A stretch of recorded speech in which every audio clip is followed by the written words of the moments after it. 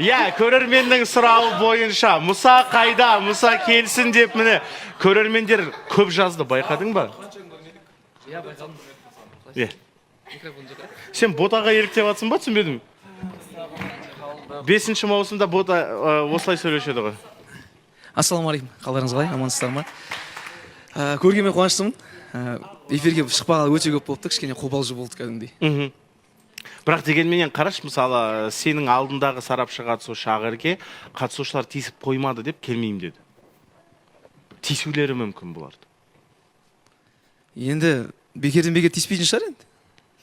Ешкімге зияны жоқ адам ғой мен негізі ешкімге. Солай ма көреміз ендеше. Мұса бізге сарапшы қатысушы болып келді. Қошеметпен қарсы алайық және ана тұрған орынға төрге отырғызайық.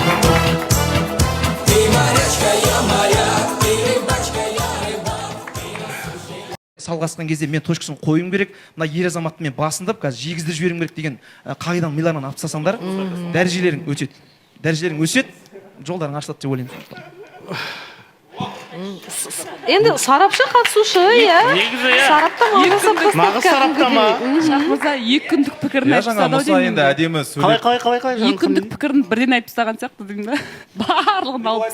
Жоқ, негізі кім Мұса дұрыс айтады, бірақ бұл жақта мен ойлаймын да бір жағынан да кінә бар, потому что бір жан айтпау керек еді да, және мысалға өзінің дәрежесін түсіретіндей нәрселерін Жаңылхан сияқты қызға айтпау керек еді, потому что ол любой момент айта салуы мүмкін да. Лучше ішінде сақтау керек еді деп ойлаймын.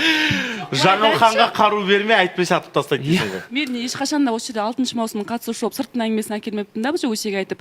Жаңа Мұса айтып жатыр ғой, енді депутат болып, жаңағы көрге сөйлейтінде, төрге сөйлейтінде әйел адам деп. Сол себепті шын айтамын, негізі ол шын айтылған нәрсе да, көрге де төрге де сөйлейтін. Бірақ әйелдің ашуына тимеу керек та. Әйтпесе көрге сөйлеп жіберемін дейсің. Көрге сөйлейтін жағдай жүріп сол кезде. Ашуыма тимей әйтпесе көрден бірақ Менің ойымша